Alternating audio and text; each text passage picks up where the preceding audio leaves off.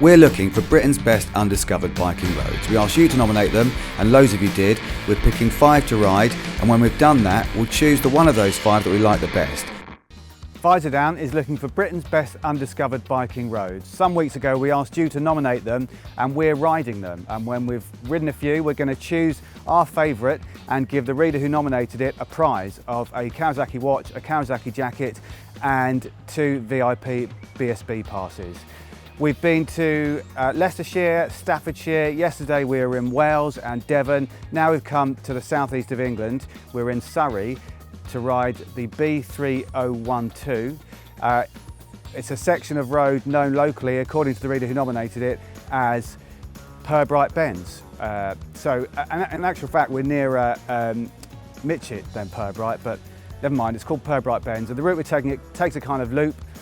We go east down the B3012, then we turn right down Mitchett Road, and then that kind of loops back on itself and comes back up to the B3012, and then we're back where we started. We've ridden 4 different Kawasaki's so far. We tried the ZX-10R, the Z900, the Vulcan S, and the Z650. Today we're riding the Ninja 650 because we thought it would be good for the bends. So any road that's called something bends has got to be good, we think, especially when it loops back on itself. So let's go and find out what it's like.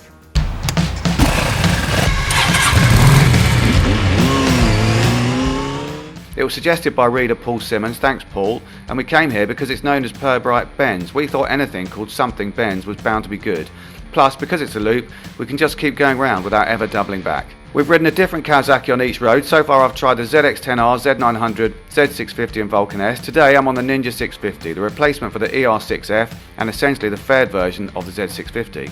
So it turns out, not surprisingly, that this route is aptly named Purbright Bends because a series of bends is exactly what it is. It twists its way through forests with trees either side and overhanging the roads, and winds its way left and right more or less continuously.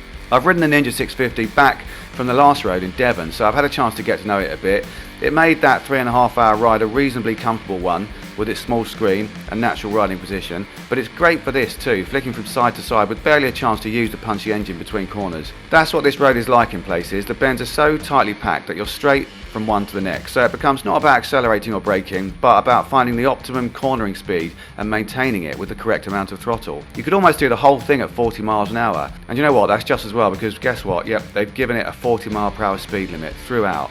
What a shame. I don't think it makes it safer. All it means is 40 becomes the target speed at all times. So anyway, let's recap on where we've been. The first road we tried was the B6047 from Market Harborough to Melton Mulberry in Leicestershire, which was rolling hills and typical picturesque English countryside, marred slightly by a bit of 50 mile per hour limit, but it changes to 60 halfway. Then we went to Staffordshire to ride the B5013 from Uttoxeter to Rugeley. That was not quite as picturesque as the first one, but a little bit more challenging with less predictable bends and a bridge across a huge reservoir halfway. Then we went to the South Wales Valleys to ride the A4233 from Aberdare to Merdy, and it was amazing, zigzagging its way up out of one valley town and then descending 5 miles later into the next. Then we headed southwest to ride the A39 from Porlock in Somerset to Lynmouth in Devon. That starts with a really steep climb that brings you out so high you can see across the Bristol Channel to Wales, and it ends with a stunning stretch right along the coast. But does it qualify as undiscovered? Probably not. And then we came here, which is great fun, but we can't really make the winning road a 40 mile per hour one.